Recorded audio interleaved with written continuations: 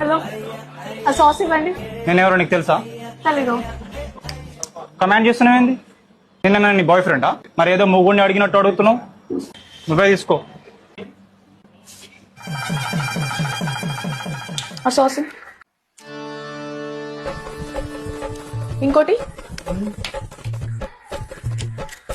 ఇంకోటి.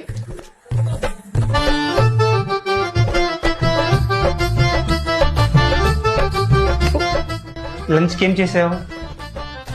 Sauce sauce curry. ఏ తినవా? సాసేగా. I love sauce. I like sauce. Sauce తింటా.